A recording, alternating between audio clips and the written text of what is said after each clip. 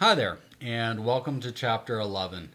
Um, let's start off with some very basic statistical analysis, and then we're going to work our way through some little more advanced statistical analyses. Again, please note that we've also provided screen captures of the SPSS with voiceover on how to do this analysis, how to interpret the analysis, and what the analysis looks like as output. And I would strongly suggest that you take a look at those videos as well. Now, in Chapter 11, we start off with a basic description and discussion of the measures of central tendency. So again, the mean is the arithmetic average of the sample, all the values. So it's the sum, the values of the responses are summed and then divided by the number of valid responses. It is the most common measure of central tendency. And it can only be calculated if we have interval or ratio scale data. Now, the mean is the most robust, or is a very robust measure of central tendency, I should say.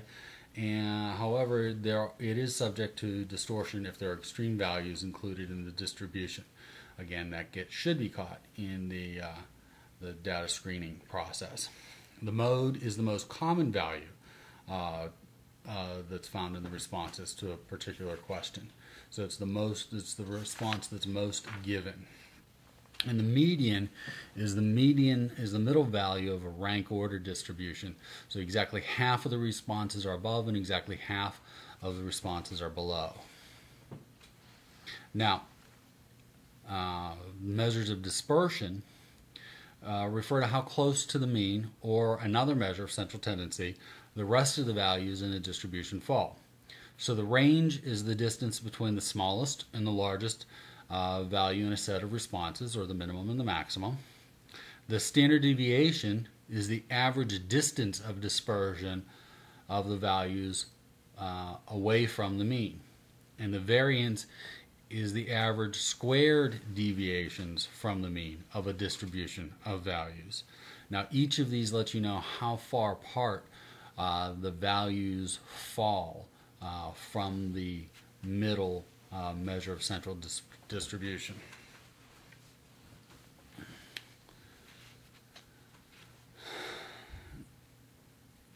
So some basic statistical techniques that are used to take a look at hypotheses have some rules regarding them.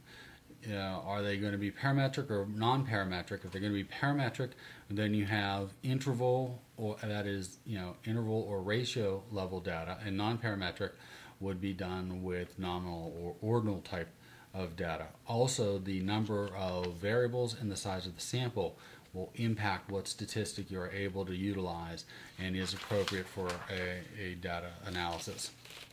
So, bivariate tests compare the characteristics of two groups of variables. So basic technique in this category are cross-tabulations, which involve reporting the findings and frequencies of two variables and then their inner relatedness.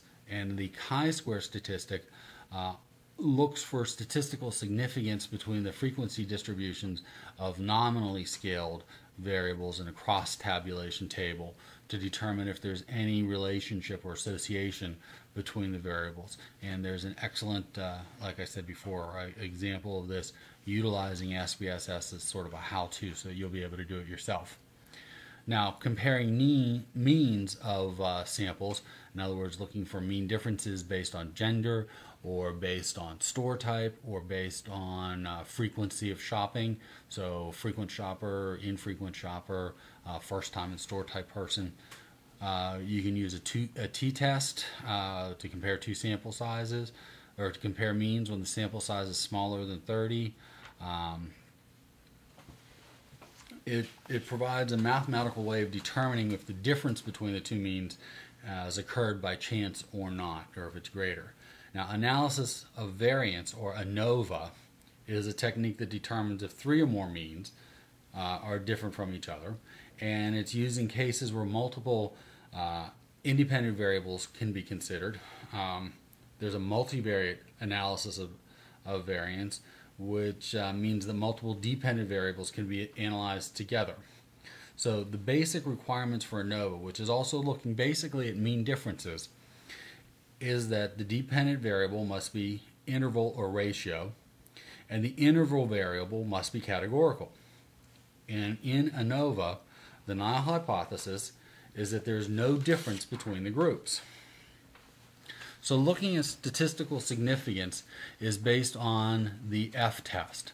And the F test evaluates the differences between the groups of the means.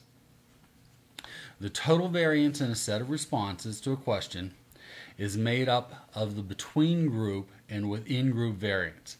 Between group variance measures how much the sample means of the groups differ from one another, and within group variance measures how much the observations within a group, in other words each group, differ from one another.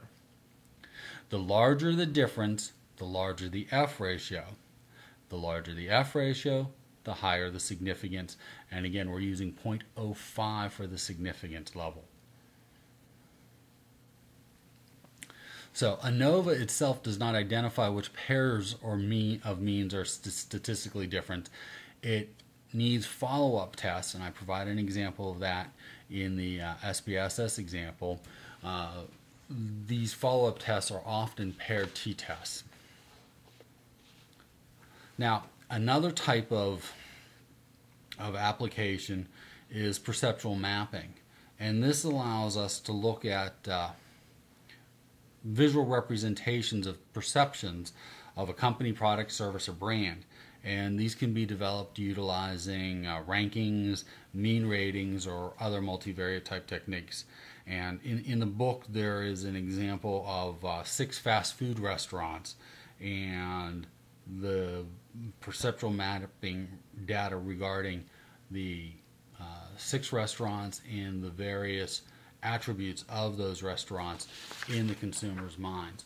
This is a useful technique to identify who the competition is and what a store or a organization's unique selling feature is. And that will summarize the very basics of Chapter 11. Thank you.